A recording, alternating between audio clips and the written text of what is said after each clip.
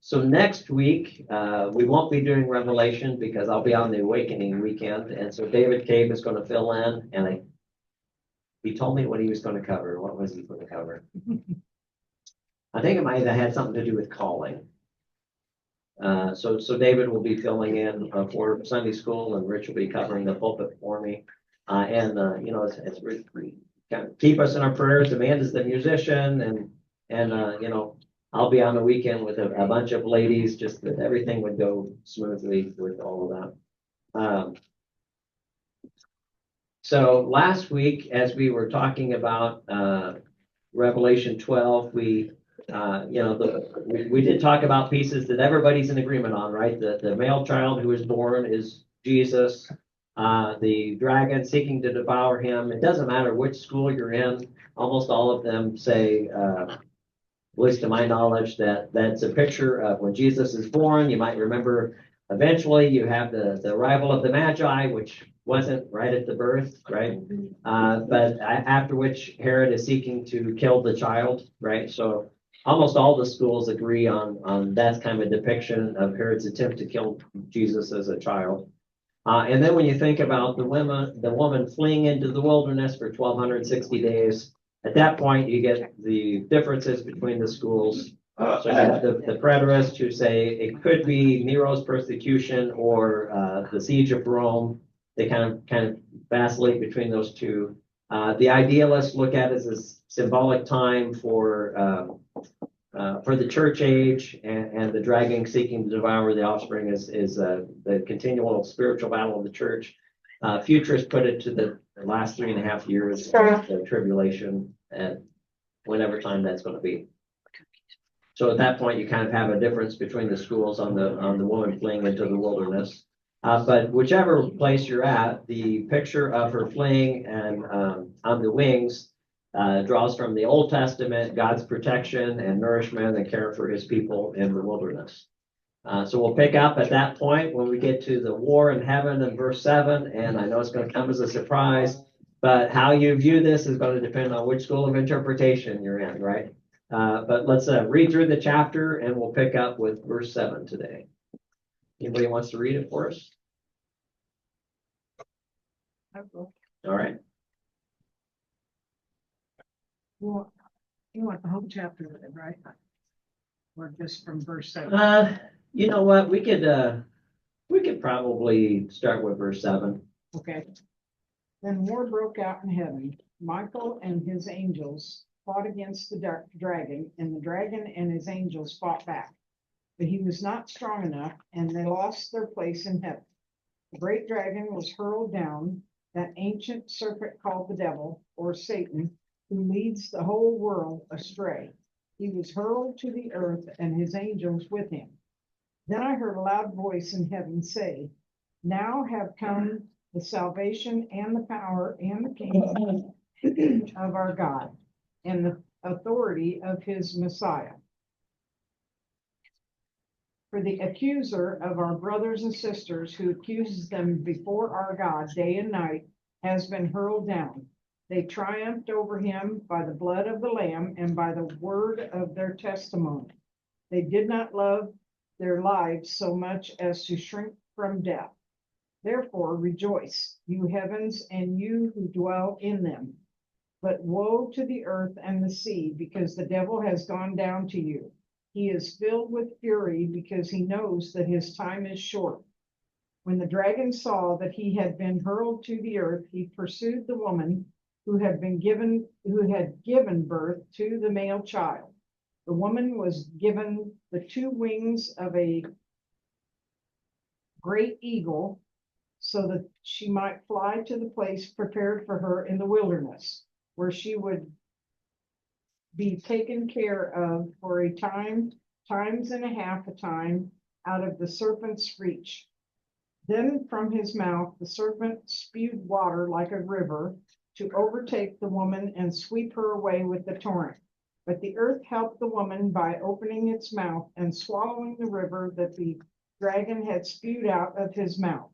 Then the dragon was enraged at the woman and went off to wage war against the rest of her offspring, those who keep God's commands and hold fast their testimony about Jesus. All right, thank you. So if you do a little bit of reading, you can find various ideas. I know this is going to be a surprise, right? But the timing of the war in heaven is debated all the way from before Genesis 1 to the end of time, right? So if you're in the future school, or kind of in the middle of time, right? As a consequence of Jesus' death, resurrection, and enthronement. And we're going to be looking at some interesting language and some New Testament verses here shortly. So let's push the dating question aside for just a moment, right? Because you're going to have the debates before Genesis 1, or the middle with Jesus' death and resurrection, or the end of time. Put that aside, and what would you describe as simply the big picture? There's a massive war. There's free will in heaven. There's free will in heaven. Okay. Mhm. What else would you say? Big picture, just a big aerial perspective. Salvation. There's salvation. Okay. Because the dragon and his angels are defeated, right? So wherever we're going to place it in history, we're going to see, it's kind of the stock answer. It's like, I've read the book and we win. Right. I may not understand any of the details. I may not understand the timing of it or the frame or the interpretations, right? But that's kind of, I've read the book and we win. Big picture, the dragon and the angels are defeated. There's no longer any place for them in heaven. We do see this picture of them being thrown down to earth. The accuser being conquered, how? By the blood of the Lamb. By the blood of the Lamb. Now, isn't that interesting language, right? The accuser is conquered by the blood of the Lamb, and so the heavens are rejoicing with woe to the earth. And we're still on woe to the earth part, right? Right, but I know you don't want to talk about the time, but I just want to say this real quick, that to figure out any time frame here, you got to read the whole thing, because I think at the end it gives a big hint in verse 17 about the testimony of those that Satan went after. And that's what we're going to look at some verses that might give us some time references, right? Right.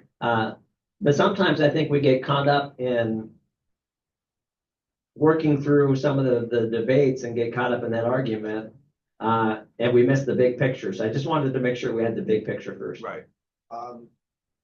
In the Lord's Prayer, we say, on earth as it is in heaven. Mm-hmm. Your kingdom come, thy will be done on earth as it is in heaven. This seems to be the as in heaven portion, which is going to become the on earth portion. Yeah. And I completely agree with you. We completely look past the fact that this has to, God is cleaning house everywhere. Mm-hmm. And he's gonna begin first with that which is closest to him. Yeah, absolutely. And this is a great point, right? Because the reality we live with now is that God's will is not perfectly carried out on earth. Right. Right. Absolutely. And that's why we pray for his kingdom to come on earth, right? And as you pointed out several times, we're behind enemy lines. Right. We're citizens of another kingdom. We're behind enemy lines. But he does come to our rescue. But he does come to our rescue. We certainly see, and this is part of the message of Revelation, right? Is God knows his own and protects his own. Now, when we talk about God's protection, that doesn't always mean from physical harm.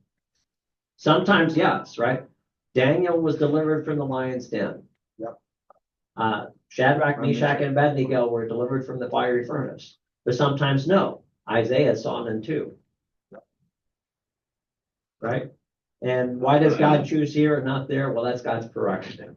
Right? Same with healing, right? Yeah. Why does God heal here and not there? Right? Who are we to That's answer God's that question? prerogative. Who are we to answer that question?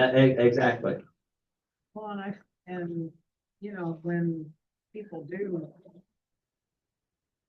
die, it's, I feel like, I think back to the can't remember what chapter it's in, Isaiah, where it says that, some people are die, but they go to heaven, you know, so they're glorified in heaven with God, and it basically kind of keeps them from experiencing something down on earth that God did not want them to experience. You know what I mean? I don't, I'm not saying it right. I can't. Right, so, well, I understand, I'm not sure where you're drawing it from Isaiah. Yeah. I can't think of a verse that says that from Isaiah, but I do have, you know, it's the idea that, God is taking, you know, God takes me today so that I don't have to go through cancer tomorrow, right? It's kind of the idea that I'm hearing you say. And Terry, along those lines, I've also heard, is it John that speaks of the sin that leads unto death, or is that Peter? John, in the letters. Right, and I know it's in the letters, but Yeah. the sin that leads unto death, we read that and it's like, oh my gosh, it's terrible, but there's a school of thought, which I tend to fall into, that believes that the sin that leads unto death is, it gets to the point where God is pulling you out. Yeah. And People's Exhibit A is Ravi Zacharias. Ravi Zacharias had, I mean, I'm going to tell you, he had a tremendous ministry, but he also had a lot of sin that was being hidden. Yeah. And I believe God pulled him out before it could do more damage than it's done. Yeah, And that to me is the sin that leads unto death. So along those lines, it may be the sin that we're talking about, but I'm not aware of where God says, well, I need to get them out of here before they experience yeah. something that they weren't meant to. That's not. I can't. Okay, well, I'm sorry, Yeah. I hope that helps. Yeah. But the point is That's God not has a exactly the purpose way and I a meant plan. to say Right, it. It's right. just, Yeah, this, that's okay, Terry. So what's the reference or translation about spewing water? Are we getting there? We will get there. Basically, when you think about in the Old Testament and some of the language and stuff, you know, sometimes invading armies were described as an overwhelming flood, right? So it's really more about symbolic language, about persecution and oppression, the spewing of water, right? But also the earth swallowing it up. Now, we probably won't get there today, so I'll just go ahead and give the not, just because I know how we go. So what's interesting is when God brings Israel out of Egypt, right, and he parts the Red Sea, and you'll hear language and, well, throughout the Old Testament, how God, you know, redeemed them through the waters, so to Right. speak, right? There's an interesting passage in Exodus that talks about the earth swallowing up the Egyptian army. Yeah. So even though they were drowned in the flood, he uses the language of the earth swallowing them up as a way of talking about God's protection and when he led them through the waters. So you see this imagery both of the flood as being an overwhelming persecution, oppression, as well as the earth swallowing up as a way of speaking of God's protection through the flood, so to speak. Okay, yeah, because I found it curious. Team A uses a lot of reference to water, floods. Mhm. This is Team B. Yeah, yeah. Using it. Yeah, so in the Old Testament, you'll see the flip side is where, and I can't draw it off the top of my tongue, but there are places where it describes an invading army, kind of like a flood, and so it's symbolic language for oppression in that case. Yeah, and persecution. And water is also a picture of chaos too. Yeah, that's Because a good point. In Genesis, when it says the spirit was above the waters, that's a picture Yeah. that, back in ancient times, they would have understood that the waters meant chaos, because, you know, look at when Jesus comes walking across the sea, what's going on while he's walking? A storm. And yet it doesn't affect him at all. He's not affected by the chaos. Yeah, and the disciples are like it's a ghost, right? Yes. Because they also, the chaos as well as evil spirits and stuff, they all kind of associate with that. Yep. Yeah, got Wayne and then we'll come back here. Just an observation. If you live in a desert climate. And a rainstorm comes up and you suddenly have these valleys coming down full of water and it disappears. Once it hits the flat land, it just, because the ground is so dry, it absorbs all of the water.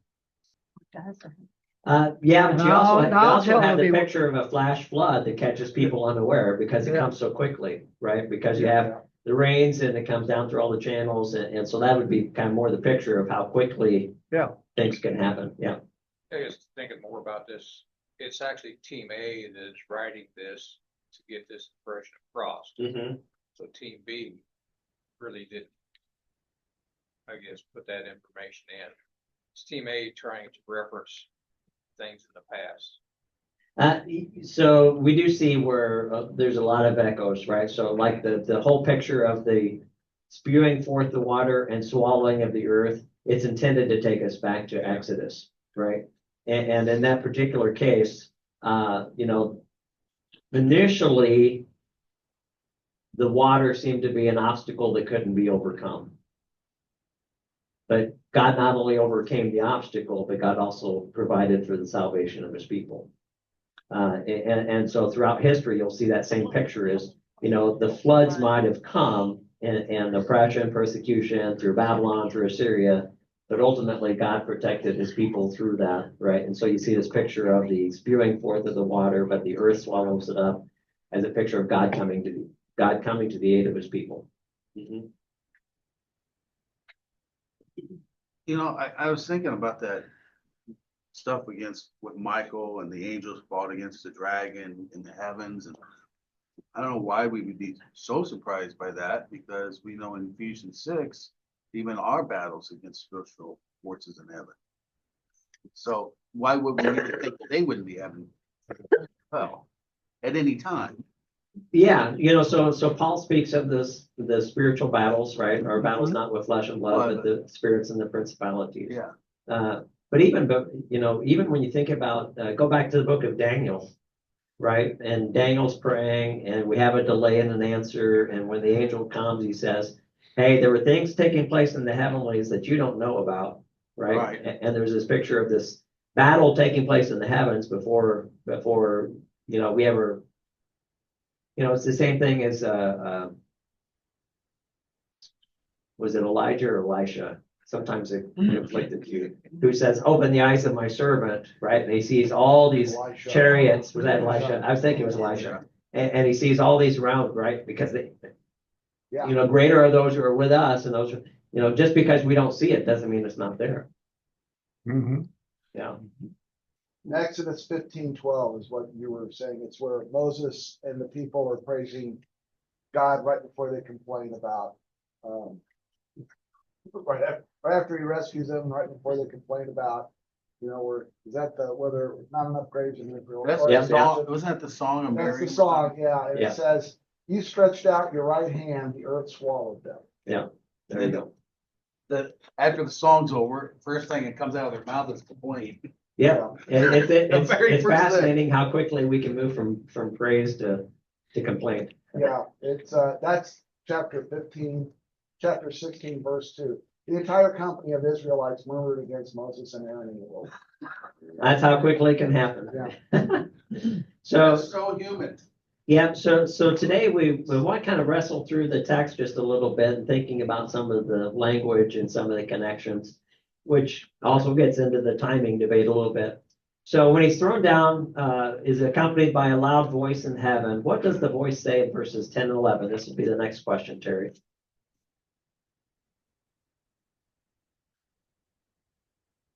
So what does the voice say? Come at last. Is come at last? Victory. I was like, what translation are you reading? I'm summing it up. Summing it up. All right. So it's come at last, victory, right? In language of salvation, power, The accuser has. kingdom. The accuser's been thrown down. Now, Now, this is an interesting phrase, right? Because we're gonna look at some other passages, that might have relevancy for that. He was overcome by the blood of the Lamb, the word of their testimony, and the fact that they did not love their lives. So isn't it interesting? Once we're seeing this picture of he's being thrown down and there's a connection to the blood of the Lamb.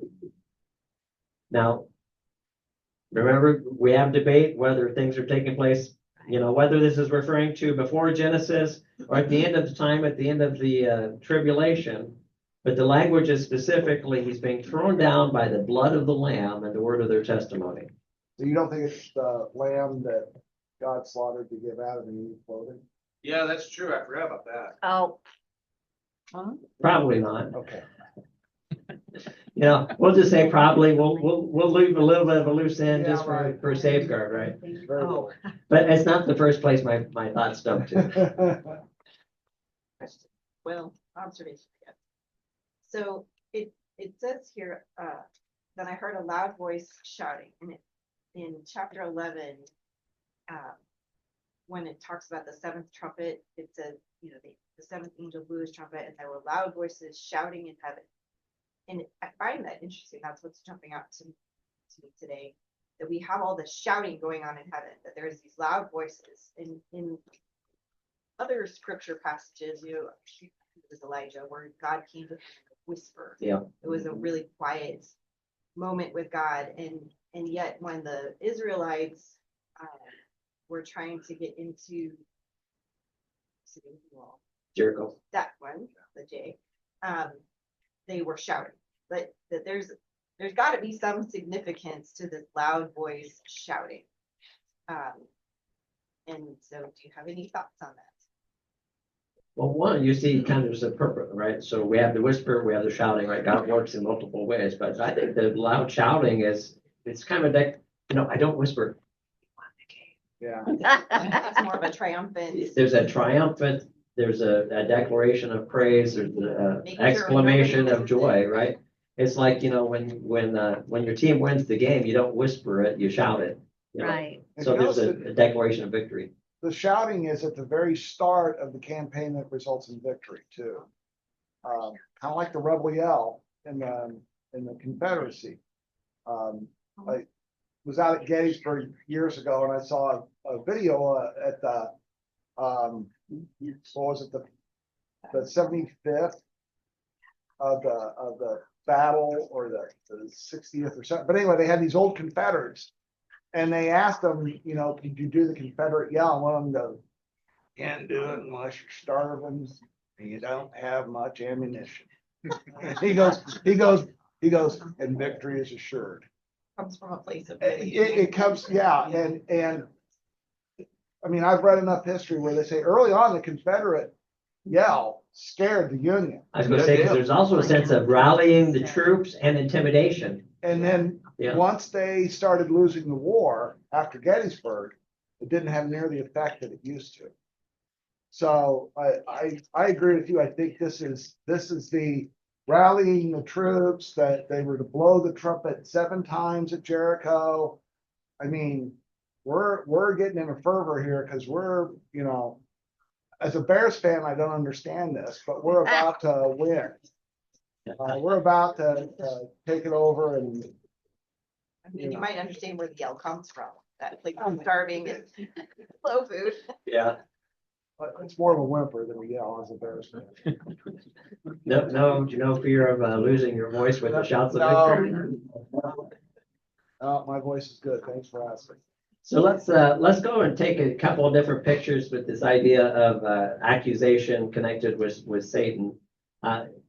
Incidentally, the term Satan means accuser, right? So if you think about the name means accuser, and we see episodes in the Old Testament. So how does this contrast with what we learned of Satan? Let's look at Job 1:6-11 and Zechariah 3:1.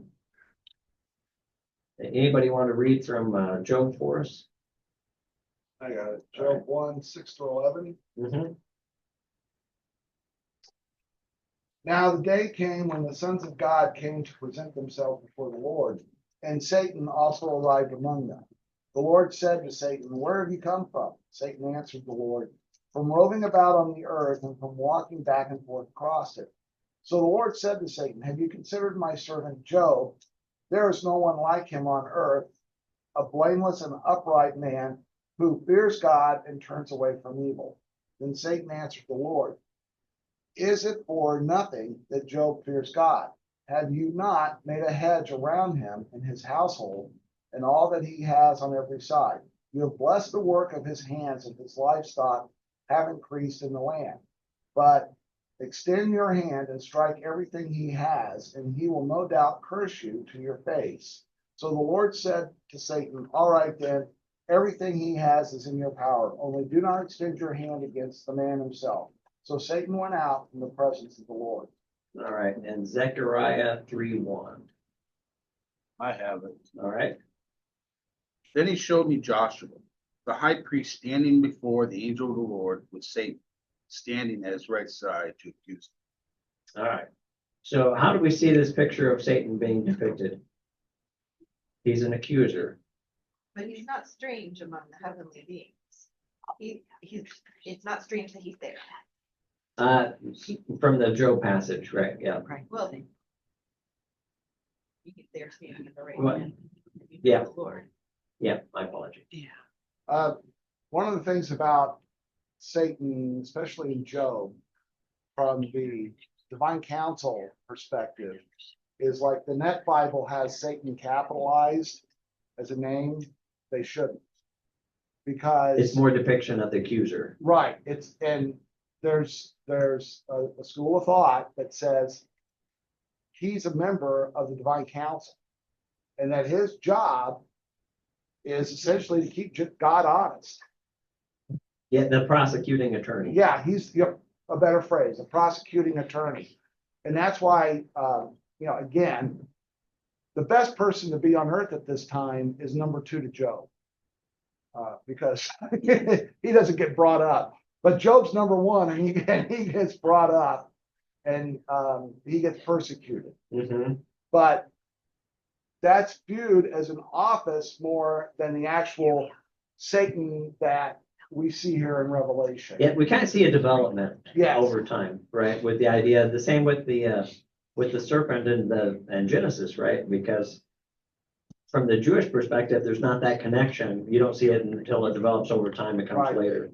And Revelation makes the connection between the serpent and the garden and So the dragon. So the issue here with the word Satan in Job compared to here or pretty much any place else is the fact that in Job, he's using the word accuser directly as Satan. Right, Yeah. we're looking at the fact that we have an accuser. Yes. Right. Yeah. So I do find this interesting. This is the English word. If you look at the Job passage, Satan didn't appear to be actively seeking out Job to do anything. It was God that brought it up. God said, have you considered my servant Job? Yeah. And like put a bullseye on him. And Yeah. I feel like That's why I'm saying it's better to be it's better to have the silver medal at this point. But I mean, we always get this picture of Satan like actively seeking to devour, right? Because that's what we get in the New Testament. We get this picture of him being a prowling lion going around looking for people.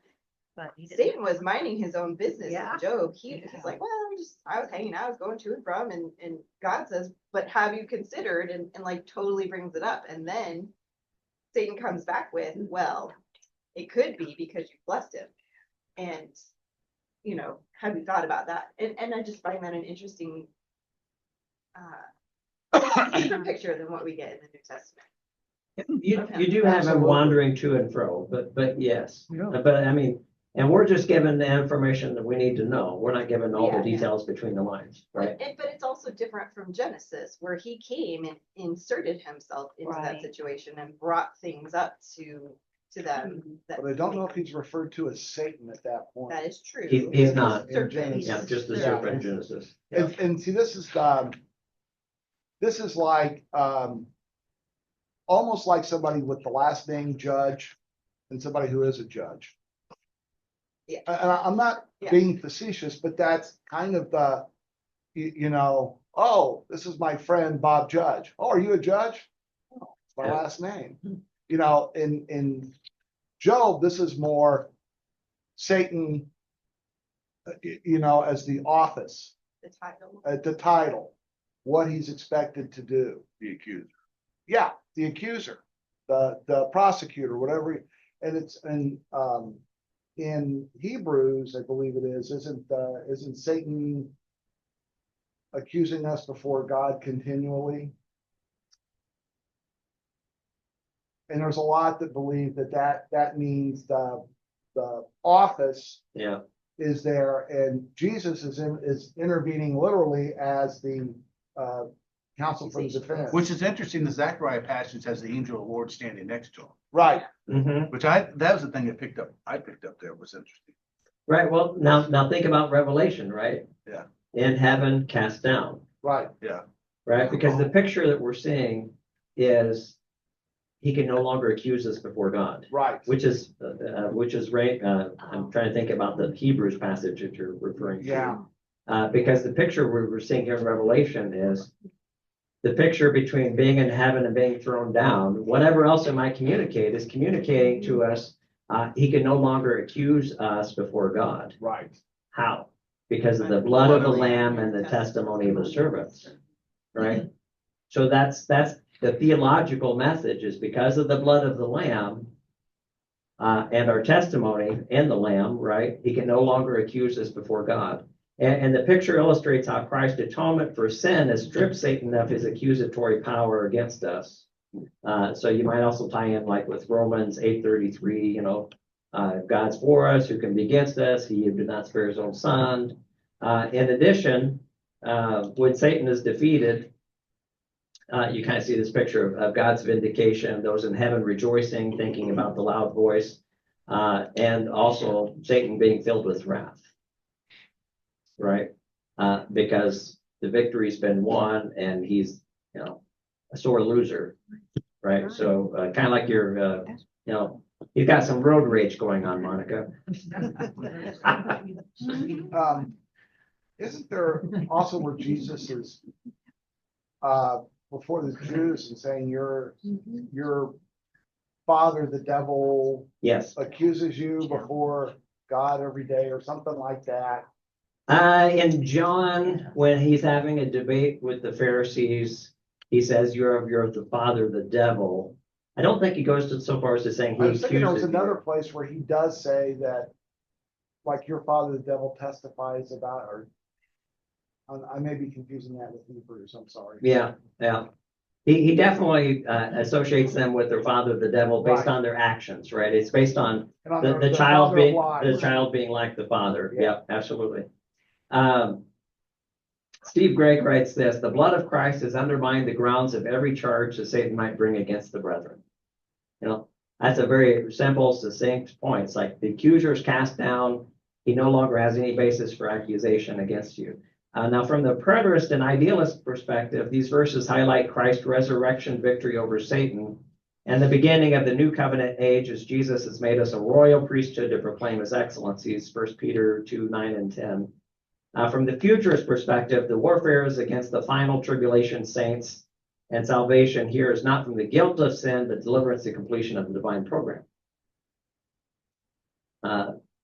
That's how they kind of approach, right? The victory being, because somehow we have to associate this victory being at the end of the tribulation, not with the cross and what was achieved through the cross, right? So that's kind of how they're getting around it. It's not from the guilt of sin, but deliverance and completion of the divine program.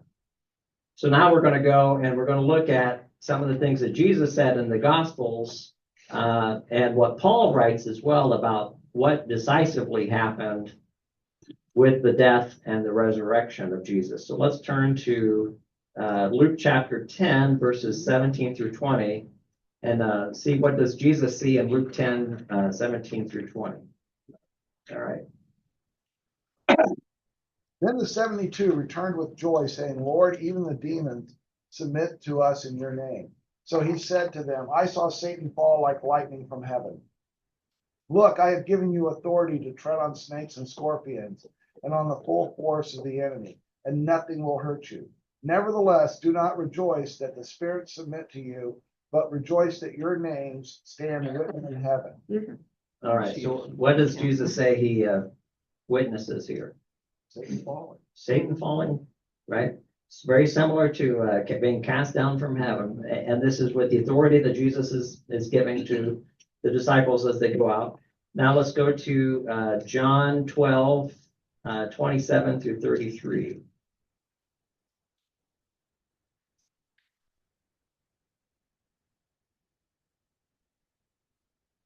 Anybody have that one for us? I got it. All right. Now my soul is troubled, and what shall I say? Father, save me from this hour. No, it was for this very reason I came to this hour. Father, glorify your name. Then a voice came from heaven. I have glorified it and will glorify it again. The crowd that was there and heard it said it had thundered. Others said an angel had spoken to them. What verse did you say to go to? Through 33. 20? 33. 33. Okay. Jesus said, this voice was for your benefit, not mine. Now is the time for judgment on this world. Now the prince of this world will be driven out, and I, when I am lifted up from the earth, will draw all people to myself. He said this to show the kind of death he was going to die. All right. So what are we hearing from John 12? What has come? Judgment. And salvation, And salvation. because he'll draw those when he's lifted up. So But and with I was gonna say, wasn't that judgment on Satan himself? so the judgment of the world has come, right? So we have a judgment on Satan, right? The ruler is being cast out. And he's going to draw people to himself, right? Because what's happening as we look at Revelation, he no longer has basis of accusation against God's people. Yeah. Based on what Jesus does on the cross. I think one of the things I greatly appreciate what Revelation is doing here is it's compressing the time scale. Oh, absolutely. Because we get into, how long was Jesus's ministry? How much time passed? And let's be very honest. If this is written the way I believe it is in the mid 60s, like 66, 67, okay, we are, call it 35 years from Jesus's death and resurrection. Okay, that's 1990. Think about that. Yeah. There's enough people that are young enough in here that remember 1990 very well. It doesn't seem that long ago. And Revelation is compressing that to show that, yeah, that may be 3.5 decades later, but in the span of time, it's like that. And this is important when you think about chapter 12, right? Because we jump straight from his birth and the dragon seeking to devour him to his ascension and enthronement, Yes. right? To the after the enthronement, right? So it just jumps over all those years, Right. because that's not what he's trying to highlight. He's trying to highlight this cosmic battle that's taking place and what was achieved through what took place. Yeah. Through That's the a great blood of the Christ, blood of the Mhm. Lamb. Yeah. So we're saying In that the fullness of time. in the fullness of time. Back on Luke, the reference in 72, go back and say, we're happy about Mm-hmm. stomp them out. And Jesus said, seems like he's referenced more as not your work, what you've done, get you in heaven because your name's written in the book. Right. So he's like, don't rejoice in this, but that your names are written in the book, right? So sometimes we're like real excited about, what God might do through us. And he's saying, what's more important is what God has done for you. Yeah. And because and it's what God has done for you that allows you to do any of this other stuff. But yes, he's focusing on what's more important is what God has done for you, that your names are written in the book. Yeah. And Rick, Good that's a point. good two-edged sword that you point out there, because if you've got success, it's very easy to say, look what I did. Mhm. Right. And if you don't have success, or you don't have, let me phrase it differently, you don't have the success you think you're due, it's important to realize, okay, I may not have the success I think I should have, but I know what Jesus did for me, and I'm going to rejoice in whatever he gives. Exactly. And So, that- so this is like John the Baptist, right? He Right. must increase, I must decrease. Yeah. You know, my whole thing is about the bridegroom.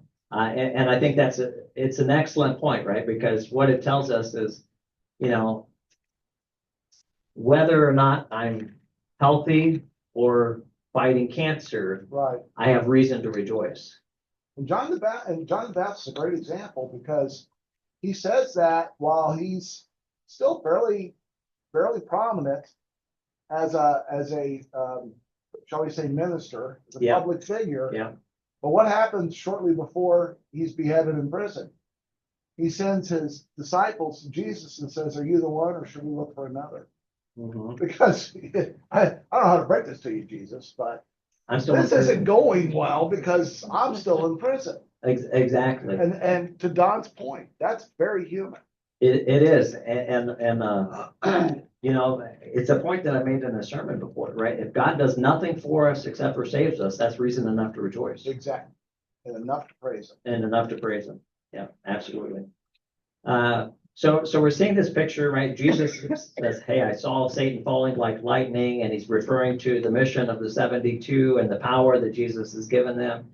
We come into John and he talks about the judgment of this world has come, its rulers cast out, and I'm going to draw people to myself as a reference to what he's going to do through the work of the cross. Now let's go to Paul, and what does Paul indicate occurred at the cross in Colossians 2:13 through 15. Don, do you want this one? Because I saw your hand go up on the Sure, Colossians what? 2:13 through 15. Get to it.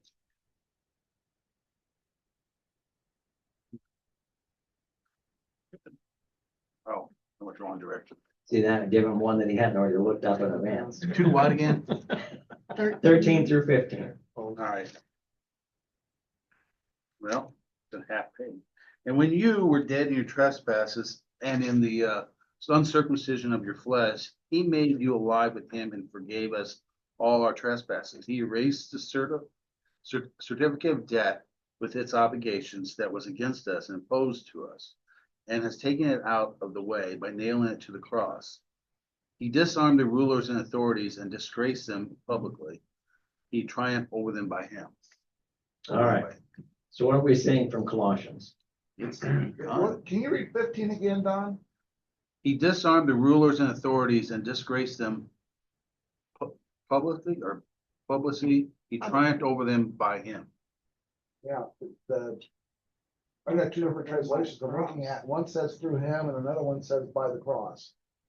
Mine said by the cross. So nailing it to the cross was the last part of the verse prior. So I wonder if it's Oh, combined. it's a pronoun. Yeah. So it says it could either be Christ or the cross. Yeah, and the Holman uses him. Oh, you're looking at the end. Yeah, I've Yeah, got it footnoted. Yeah. Yeah. So basically, we're looking at the work of the cross, right? Right. So notice he says, "You were dead in your trespasses, but you've been made alive," right, through forgiveness, because the record of your debt has been nailed to the cross. To sound kind of vaguely familiar to the accuser no longer has basis of accusation against you in heaven, right? Because the rulers and authorities have been disarmed and put to shame and triumphed over, as referring to the cross. Yeah, I'm not going to the lamb covering Adam and Eve in the garden at this point. Okay, well, you can give them some scripture Yeah. to back up your theory. Yeah. So now let's look at what has or does Jesus do through his death and resurrection according to Hebrews, right? So, you know, this is a thing we want to do is, you know, people have different systems and thoughts. The question is what best aligns with scripture consistently. So let's look at Colossians, Hebrews chapter 2, verses 5 through 18. Anybody want to read that for us? All right. It is not to angels that he has subjected the world to come, about which we are speaking. But there is a place where someone has testified. What is mankind that you are mindful of them? A son of man that you care for him. You made them a little lower than the angels. You crowned them with glory and honor, and put everything under their feet. In putting everything under them, God left nothing that is not subject to them.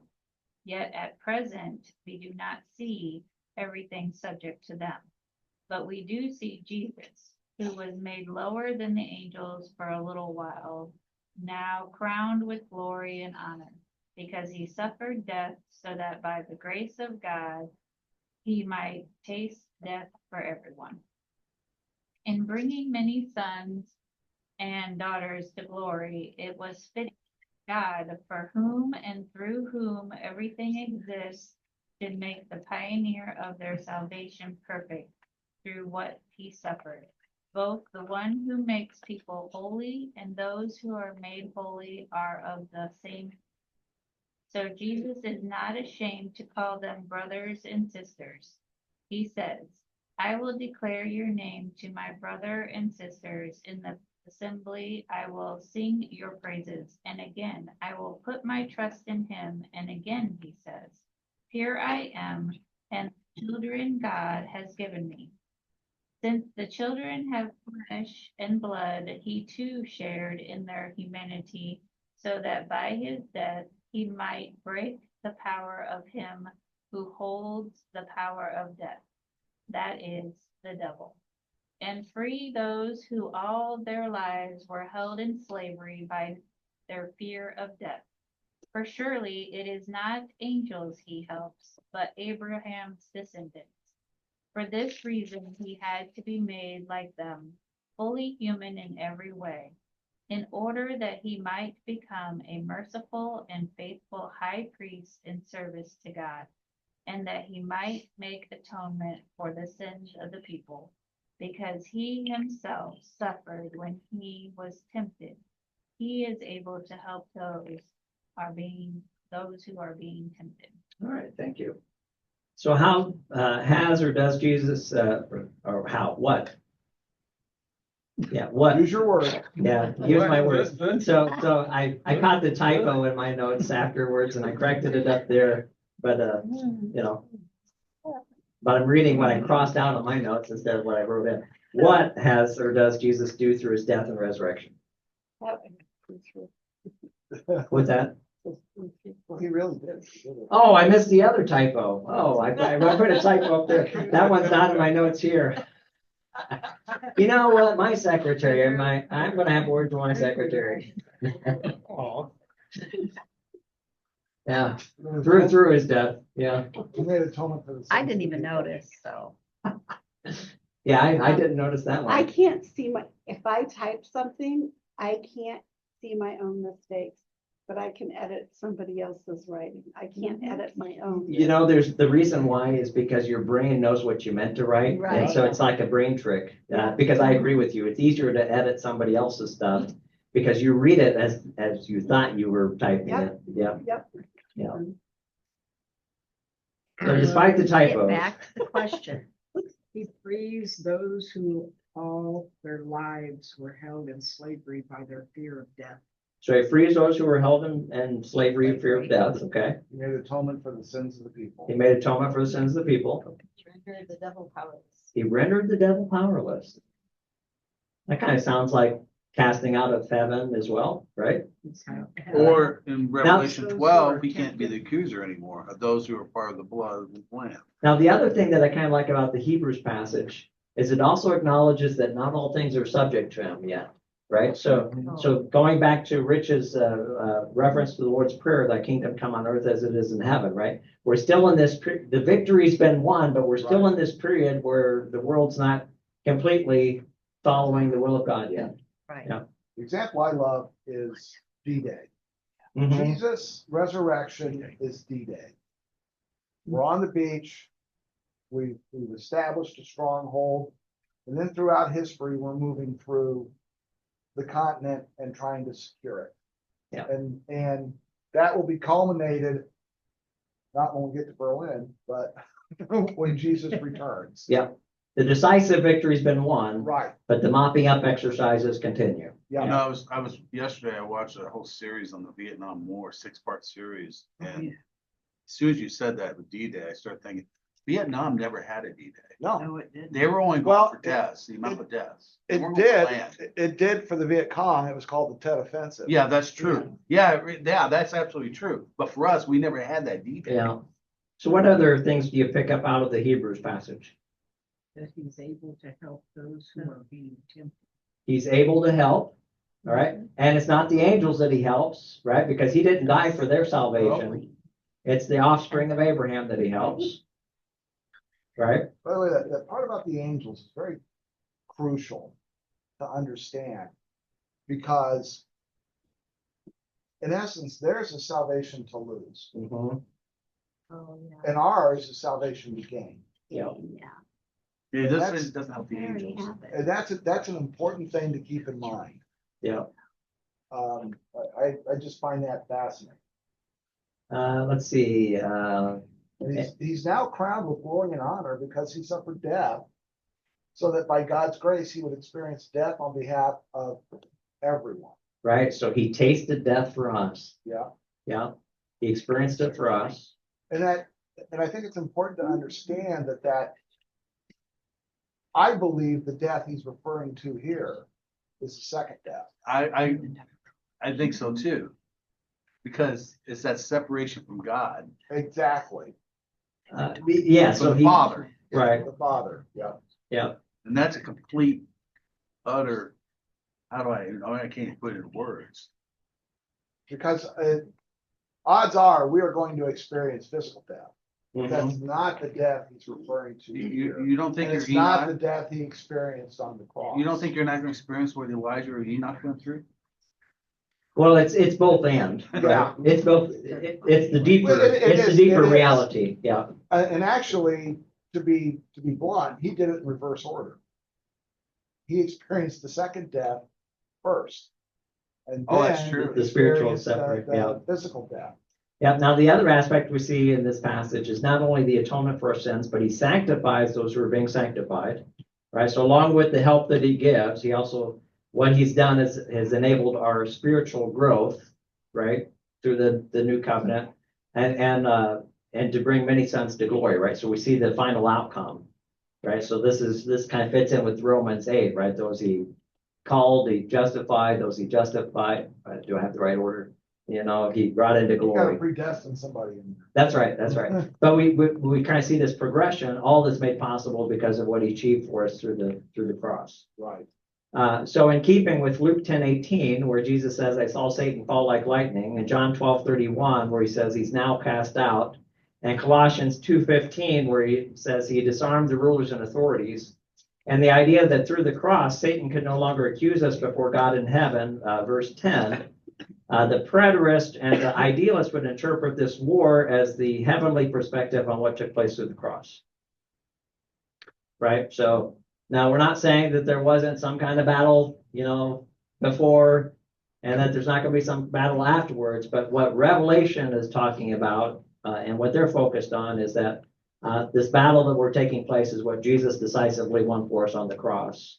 That makes it so that Satan no longer has basis of accusation against those who belong to him. So the idea that Satan was the worship leader in heaven, where did we get that? Because that's not from here. Revelation, that's from somewhere else, right? Yeah, that's not from here. I think the belief was he was A high archangel. He was. I don't want to say, well, the term I've heard is throne cherub, where he was one of the two Maybe. protecting cherubs over the throne of God. But that I don't know for sure. Because we did get the idea that there was some sort of battle in heaven. Absolutely. That he wanted to be like God and therefore was thrown. Yeah, so you're probably looking more at Isaiah 14. So, and that's what I'm pointing out. I'm not saying that I'm not diminishing that there was other spiritual battles and wars. What I'm focusing on is what Revelation 12 is trying to highlight. And what Revelation 12 is trying to highlight is this victory that was won through the cross. It's not trying to go back to think about the initial rebellion in heaven. nor looking forward to the end of a tribulation, a battle yet to be won. It's about the decisive battle being won through the cross. And I think it's also important to understand that Paul talks consistently about Jesus's death on the cross. And we have to understand, I believe, that he's talking about the death he experienced for all through the separation from the Father and judgment. Because what did the other two guys on either side of him do on the cross? They died too. Mhm. And for Paul to point something out, it's got to be something different than everybody else who was on a cross experienced. And we see that with the death of Jesus on the cross and that separation from God, Mhm. from the Father. Eli, Eli, my God, why have you forsaken? Mhm. That's just, I'm trying to understand that is the separation of the part of the Godhead. That's unfathomable. He who knew no sin became sin on our behalf. Yeah. Right. Yeah. Now, Stuart writes, and I quote, although it is possible to take the war and expulsion of Satan as a description of a primordial fall, this is kind of what you're getting to, Amanda. All the worship leader part, I think Isaiah just talks about a great being. I don't know that it gets into the worship leader part. I'm not sure where that comes from. But he says, although it's possible to take the war and expulsion of Satan as a description of a primordial fall or a future event linked with Jesus' second coming, it is most natural in the narrative flow of the vision to take the war in heaven and its outcome as describing the immediate consequences of Jesus' death, resurrection, and enthronement as described in 12:5. And that's kind of why we walk through the Luke and the John and the Colossians and the Hebrews, right? Because they all kind of correlate that perspective that what it's focusing on is the achievement of what Jesus did through the cross. Now, from the futurist perspective, this is something that's yet to happen, which seems to, in my opinion, it stretches the text, right? Now, incidentally, in the sermon today, we're going to look at how the Sadducees take a text and stretch it to try to apply it to something it's not talking about, to come up with some kind of nonsensical argument, right? So hopefully we'll convey that in the sermon today. My opinion, it stretches the text. And in reflecting this perspective, Steve Gregg writes, and I quote, so this would be from the futurist perspective. The warfare in heaven brings the happy result of Satan and his angels being cast out of heaven and confined to earth. As Wolford mentioned above, he sees this event occurring in the middle of the tribulation or the beginning of what he calls the Great Tribulation, end quote. What I don't understand is how they get there. Yeah, absolutely. I He's don't. calling Jesus a liar. I saw Satan. Yeah, what I don't get is I don't understand how they get there from the text and from what's recorded in the New Testament. I don't see the argument for that. And it's kind of the same when you get into their gaps of timing. I don't see how they get there, Right. where they insert gaps where the text give no indication of gaps. Now, Wolford, reflecting the majority of futurists, interpret the short time as the duration of the millennial kingdom. Once again, how do you get there? Yeah. However, I'm not sure how they make sense of that with the binding and then releasing after the 1,000 years. For that matter, how do they reconcile that with the 1,260 days, verse 6, times and half a time, verse 14, which whether they're literal or symbolic reflect that this time is short, right? So they're going to take these short time references here, and then all of a sudden we're in a millennial kingdom, and somehow you have to reconcile all of these things. Whereas if we just take it from what is said in the text and we match it with what's said in the New Testament, it makes a lot more sense to talk about this victory that was achieved through Jesus on the cross than it does some future battle or some previous battle that took place. That's just my 2 cents, right? And obviously it's not my opinion alone, but Who was the guy that started out saying, this could be prehistoric or this could be future? I mean, talk about being mealy now on that. You know, look, you're gonna offend somebody, so take a stand. yeah, Right. yeah. Well, and that's where I'm at. So, and that's why I wanted to start with the big picture, because whichever school you're in, the big picture is the same. Right. The victory's been won. The difference is at what time was the war and which victory are we talking about? And the point that I'm making is I'm not denying other battles. What I'm saying is this passage really seems to reflect this particular battle on the cross. I'm not sure which one of you was first. I just wanted to say something you said earlier, maybe at the beginning. We look at the passage, and in this particular case, we look at Revelation 1:1, the revelation of Jesus Christ. Revelation 12 is a beautiful picture of how Christ is revealed. You went through a whole series of Luke and John and Hebrews and the Old Testament passage, how the accuser is being disarmed through the blood of Christ. You see this the blood of Christ at a deeper level. You're revealing who Christ is through this passage. And I think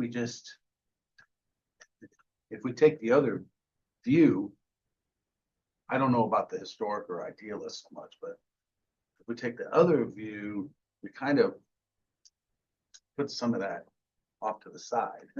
Yeah, and I should point out, really, the idealist and the preterist views aren't exclusive of one another, right? Because the idealist view could encompass the preterist view.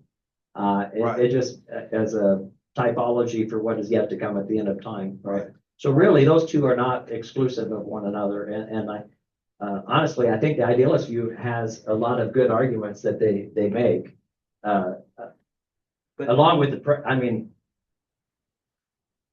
preterist correlation. There's a lot of huge correlation with the preterist viewpoint. What I'm saying is you can hold that and still see a depiction of things to come, kind of like Revelation is taking things from Exodus and reapplying it. That doesn't mean that we're not going to see some similar things at the end of time. But we really see the blood of Christ and all it entails here, what it means at even a little bit deeper level. And that's the thing is I think the other perspective diminishes what was achieved on the cross. Yes, I guess that's what I wanted to say. And what Revelation is doing is elevating what Christ has done for us. And I think when you take it to the end of the tribulation, you're diminishing what it's actually saying that it was achieved for us through the cross. So I always go back to that Revelation 1:1 you said. Okay, how is this revealing Christ? Yep, so we had Amanda, then back to you, David.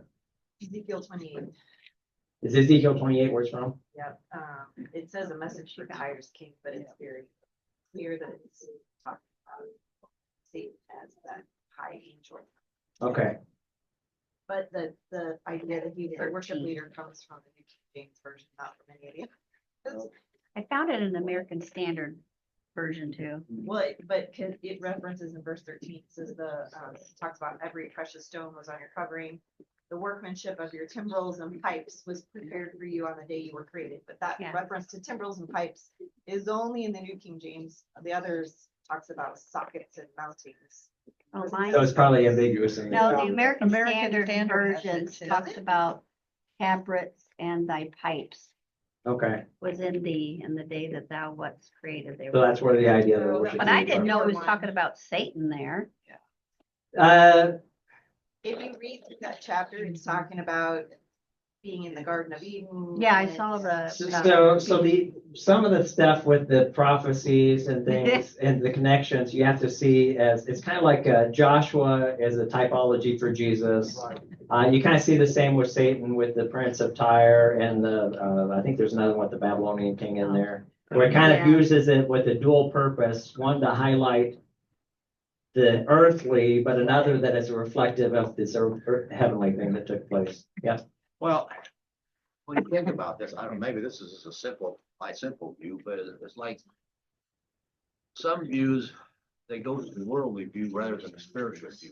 In other words, we need to stay on the spiritual view of what Christ has in mind, what he's doing, and they just jump to what happens in the world. I'm thinking, yeah, I understand that God's controlling the world, but that's not scriptural. I mean, that's not spiritual, I guess, is what I'm saying. Yeah, because in many ways, Revelation 12 is giving us the heavenly cosmic perspective. Yeah. Right? Yeah. It's letting us know about this victory and this battle that was won all through the cross, right? Yeah. And what we see is, we see Jesus dying on the cross. Yeah. Revelation 12 is saying, hey, here's what this means. Yeah. Yeah. The accuser's been cast down, the victory's been won, right? Rendered Yeah, useless. He can't accuse you before the Father anymore, so he's giving us that spiritual perspective of that victory. Yeah, we try to put it in our worldly meaning or something, and it doesn't fit sometimes. Yeah, absolutely. So we do need to wrap up because we'll be going into church here pretty soon. We need somebody on the sidelines to do clock management. Yeah, so if you have any more questions on that part, write it down so you don't forget. Because next week David will be leading on calling, right? Yeah, we're gonna talk about what it looks like a person's life to be called by God, and then we're gonna discuss what's the difference between called and chosen. So next week you'll be doing that. So we'll pick up with this in a couple of weeks. So write, if you have a question that we didn't address, write it down and we'll address it in 2 weeks as we finish up the chapter. Anybody want to close this with a prayer?